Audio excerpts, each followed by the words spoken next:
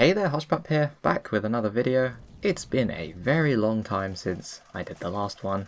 I didn't really mean for it to be so long, but things just got busy.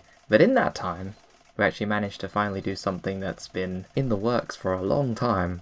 Much longer than I was hoping. But we did it! I managed to bring back Gardens vs Graves Tycoon! I was honestly surprised it took so long, but I've had a very busy year. And also, this game was not a simple copy, paste, publish type of deal. No, we had to actually go in and recode quite a lot of it. And the story with how that happened was kind of interesting. So to start off, I wanted to make sure that a lot of the players who played the original didn't lose out on too much when playing the restoration version. Especially those that bought the old game passes and the VIP t-shirts of the very old original version. Initially, I was just going to give people Tycoon progress based on the badges from the old game. Seemed quite simple. Was a great community suggestion. For example, if you made it halfway through, you would have gotten, I don't know, the pool badge, and then if you play the new version, it will give you everything up until the pool badge, which it seemed like a good compromise until I started to actually change and implement new things to buy in the Tycoon, and then that just wasn't really feasible anymore. So even though I spent a while developing that system, that had to just be scrapped. Which happens a lot in games dev, you know, you work on a feature and you decide later you don't want it or it's not really something that you need anymore. But unfortunately, even though you can Control Z that, you can't undo the time you spent, because that is gone. The bulk of the time was really spent making sure that everyone's purchases from the old game would still be valid. And that's not too complicated. We had that system in the original, since there was the old VIP t-shirts. Those of you that are old enough to remember those from Roblox, congratulations. And then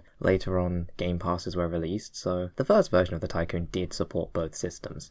But this new one has a unique challenge. Not only does it need to support the old game passes, the old VIP t-shirts, but also the new game passes on the current play slot store, as I cannot open the old game anymore, it's permanently closed. So while I was editing that and trying to support having the 3 different ways you can just have the basic VIP access to stuff, it made sense to actually go back through a lot of the game's code and change a lot more things. And this just led to an infinite spiral of upgrading things. And then there were a few bugs to fix, both new ones because I've changed things, and obviously when you change stuff, bugs can appear, as well as some old ones. Sometimes features change on Roblox and stuff doesn't really work exactly how it did back in the day, so you have to go and change that too. But I think the thing that took the most time when restoring this game was deciding what should it look like, because I was bouncing a few ideas back and forth between some of the community members and such. On the one hand, one of the ideas was just to release it as it was, exactly, with no changes, and then there were some ideas in the middle, like,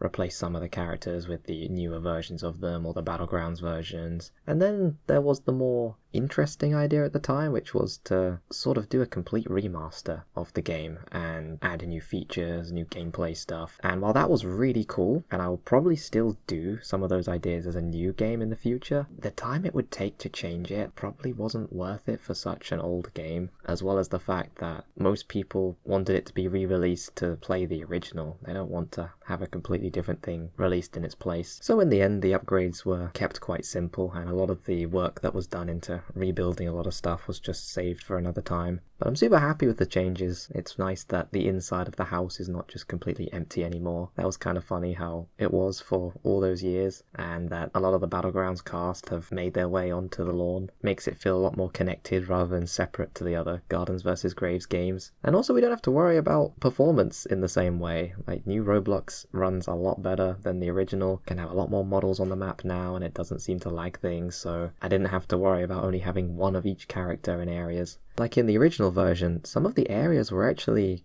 kind of empty. If this was actually, I don't know, a tower defense or a live battle, you'd expect a lot more characters than just this. Now this was a fun change we decided to do, and that's add some dynamic life to some of the characters. Whereas before they were kind of just standing still and not really doing anything. Some of the characters are now posed, bringing much life to the game. We've also hidden some funnies around, such as this sunflower disguising itself as a daisy. I wonder if the other ones have noticed or not. Small changes like this really did make it a lot more fun, especially because the original is old and very static. There's not really a lot of moving pieces. In fact, I don't think anything moves, it's just more of a diorama, which was cool for the time. But if it was a modern game, I definitely think there would be a lot more interactivity and animations going on. Something to definitely think about for the sequel. Various quality of life changes were also added. This is a very simple one. The shop now scales its pricing based on how far you've progressed. In the past it was just all fixed, and that kind of worked for the beginning of the game. You'd like buy the biggest pack, get a million sun, buy almost everything. But then you'd get to the mid-late game, and then things started costing a lot. You know, your million might only buy a couple of upgrades. And right at the end, a million doesn't even buy you a single upgrade, which makes the shop completely useless.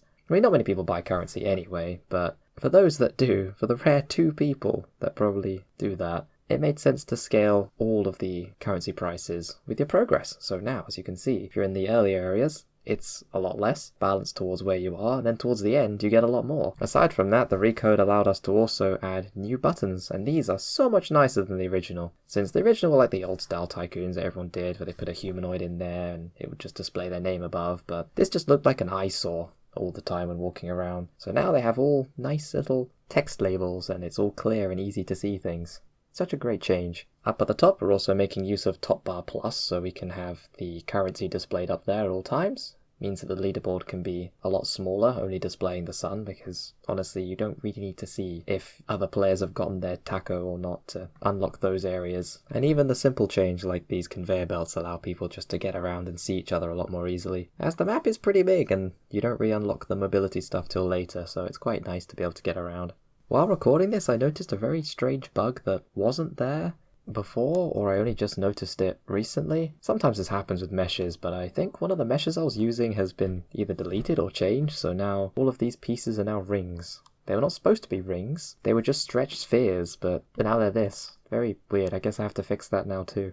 Overall, even though I wasn't able to work on the game consistently and it took a long time while fitting it in between other stuff to get it finished, I am super happy that we managed to release it. The game will still get bug fixes as needed, but I don't plan on making any content updates to the game as it's meant to be a restoration. But instead I will be working on new games, as well as updates to the older ones that are still in production, like Gardens vs. Graves Battlegrounds. That has gone on a hiatus for a while. I didn't really mean it to be. The last update was supposed to come out around about May, June time, but it's a very complicated update as I am completely restructuring the save system as well as everything else that interacts with player data, and I don't want to mess that up, because if you do, bye-bye everyone's progress, so I have to be very careful with it. But there's lots of stuff on the way for Gardens vs. Graves Battlegrounds eventually, and that's not all. There's also new games that I'm working on that may or may not release soon. And I know, I can hear the 5 people in the back screaming, "What about Outbreak Survival?" I'll get round to it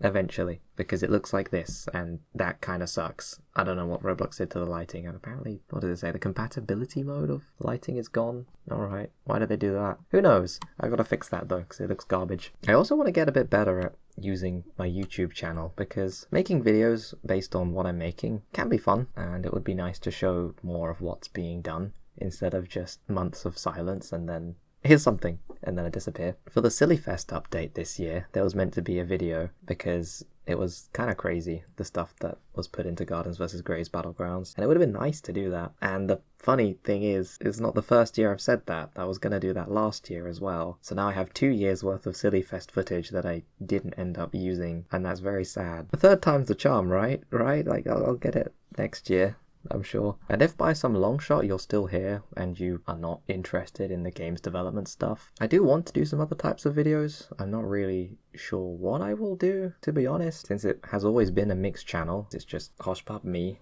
doing stuff, though it won't be gaming. I don't know, maybe some Lego stuff again, but I don't plan to do any stop motions as they're fun but very, very time consuming, and even if I wanted to make them, I don't actually have somewhere to do that. So for now, all I can promise is definitely more devlog stuff coming soon in the future, especially when we actually start to release some of these in progress games. I also noticed while recording this that Roblox replaced the community walls with forums. I suppose that's interesting. I think a lot of people wanted that years ago, though aren't most people just using Discord now? I guess that's something else I need to sort out as well. Well, that's it from me, just dropping in to say hi. Thanks for watching, and hopefully I see you guys again soon.